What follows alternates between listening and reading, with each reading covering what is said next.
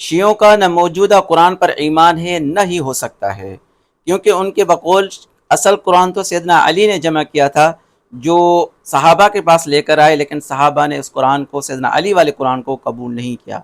پھر سیدنا علی غصے میں ہو گئے اور کہا کہ اب یہ قرآن آپ سیدنا امام مہدی، یعنی امام مہدی تک آپ اس قرآن کو نہیں دیکھ سکو گے۔ یعنی اس طرح سیدنا علی نے نہ صرف صحابہ کو اس قرآن سے محروم کیا، بلکہ پوری امت کو اس اصلی قرآن سے محروم کر دیا۔ یہ دیکھیں، یہ حق الیقین ہے، شیعہ کی معتبر کتابیں ملا باقر مجلسی کی ہیں، اس کے جلد نمبر 1 پہ لکھا ہوا ہے اور صفحہ نمبر ہے 182۔ آئیے دیکھتے ہیں، یہ ایک پورا قصہ ہے جو نبی صلی اللہ علیہ وسلم کی وفات کے بعد سیدنا علی نے جو ہے نا وہ گھر میں رہ کر پورا قرآن جمع کرنے کی کیا، یعنی اس کے بعد جو ہے نا صرف وہ نماز کے لیے نکلتے تھے۔ یہ پورا قصہ میں مختصر کر کے بتاتا ہوں۔ یہاں سیدنا علی کے لکھا ہوا ہے کہ قرآن جمع کرنے میں مشغول ہوئے، نبی صلی اللہ علیہ وسلم وفات کے بعد کی بات ہے، اور گھر سے اس وقت تک باہر نہ نکلے جب تک پورا قرآن جمع نہ کر لیا۔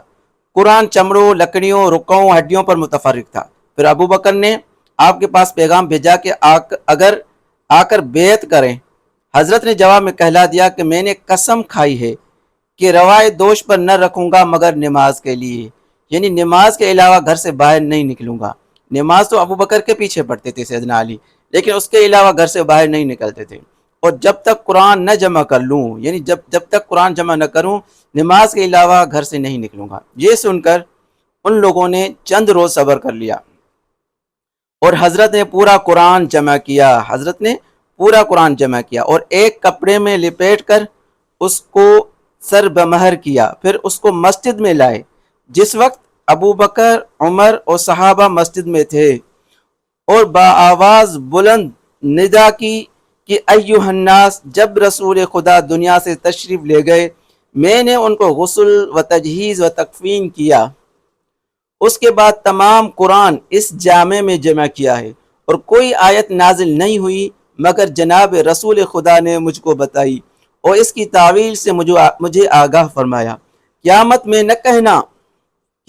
نہ کہنا کہ ہم اس سے غافل تھے، اور یہ نہ کہنا کہ میں نے تم کو اپنی مدد کے لیے نہیں بلایا اور اپنے حق کو تمہیں یاد نہیں دلایا اور تم کو کتاب خدا کی جانب دعوت نہیں دی۔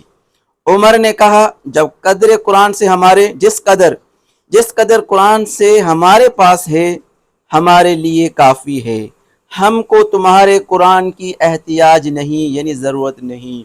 حضرت نے فرمایا، یعنی سیدنا علی نے فرمایا، پھر اس قرآن کو نہ دیکھو گے یہاں تک کہ مہدی میری اولاد میں سے اس